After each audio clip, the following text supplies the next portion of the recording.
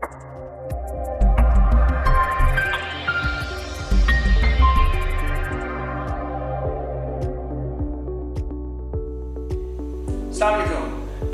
मैं आपसे बात करना चाहूँगा प्रोस्टेट के बारे में और प्रोस्टेट की जो बीमारियां जो हो जाती हैं। आप जानते हैं ये प्रोस्टेट एक ऐसी चीज़ है जो मर्दों में होता है और आम तौर से 50 साल की उम्र के बाद प्रोस्टेट ग्लैंड बढ़ना शुरू हो जाता है।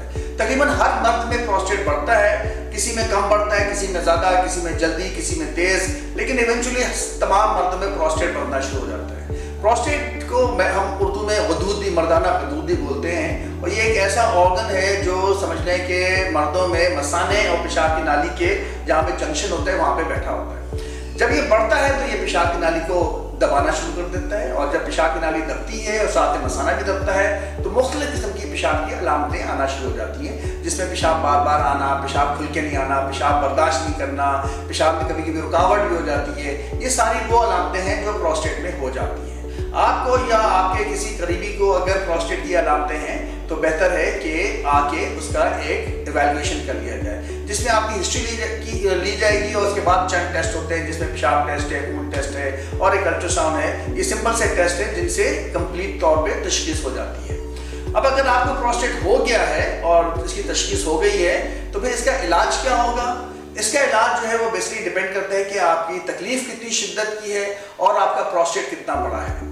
अमूमन जो लोग जल्दी आ जाते हैं और प्रोस्टेट अभी इतना बड़ा नहीं होता तो उनकी दवाइयों के जरिए इलाज हो जाता है। मुख्तलिफ किस्म की दवाइयाँ इस वक्त हैं अवेलेबल हैं और उनसे जो प्रोस्टेट के सिम्टम्स हैं वो भी कंट्रोल हो जाते हैं। प्रोस्टेट का साइज जो बढ़ गया है उसको भी छोटा किया जा सकता है और आमतौर से ये इनिशियल स्टेज में या जो थोड़ा सा एडवांस स्टेज है उसमें ये दवाइयाँ बड़ी कारआमद होती हैं। लेकिन अगर प्रोस्टेट आपका काफ़ी ज़्यादा बढ़ गया है तो फिर उसमें कॉम्प्लिकेशंस होने का खतरा होता है और उसमें जो तकलीफ है वो दवाइयों से ठीक नहीं हो रही होती है, तो फिर इसका इलाज होता है कि ऑपरेशन किया जाए। ऑपरेशन अब आपको पता है जो जदीद तरीका कई सालों से राइज है वो है TURP का, और TURP में मरीज को पूरा बेहोश नहीं करते, उसको आमतौर से कमर में टीका लगा के आधा जिस्म नाक नीचे के जिस्म सुन कर देते हैं और उसके बाद एक स्पेशल आला होता है जो पतला सा कलम के बराबर उसकी चौड़ाई होती है और वो पेशाब के रस्से से अंदर डाल दिया जाता है। उसमें कैमरा भी होता है और उसमें एक वर्किंग एलिमेंट होता है जिसके जरिए प्रोस्टेट को अंदर से निकाला जा सकता है। अब आपके पास ऑप्शन है कि जो प्रोस्टेट का जो TURP का जो ऑपरेशन, स्टैंडर्ड TURP का जो ऑपरेशन होता है उसमें इलेक्ट्रिकल एनर्जी के जरिए जो प्रोस्टेट है वो अंदर से छोटे छोटे पीसेस करके निकाल लिया जाता है। आमतौर से 40-45 मिनट, कभी कभी 60 मिनट का ये ऑपरेशन होता है जिसमें प्रोस्टेट पूरा 1 घंटे के अंदर अंदर तमाम निकल आता है। कुछ लोगों को, जिन लोगों को दिल के अमराज होते हैं या वो ऐसी दवाइयाँ खा रहे हैं जिसमें ब्लीडिंग होने के चांसेस ज़्यादा हैं या उनके प्रोस्टेट ज़्यादा बड़े हैं तो उनमें लेज़र भी किया जाता है। वो भी इसी किस्म का आला होता है, पेशाब कलम के बराबर मोटा आला होता है, पेशाब के जरिए से डाला जाता है, लेकिन यहाँ पे इलेक्ट्रिकल एनर्जी के बजाय लेज़र एनर्जी इस्तेमाल की जाती है और लेज़र से प्रोस्टेट निकाल दिया जाता है।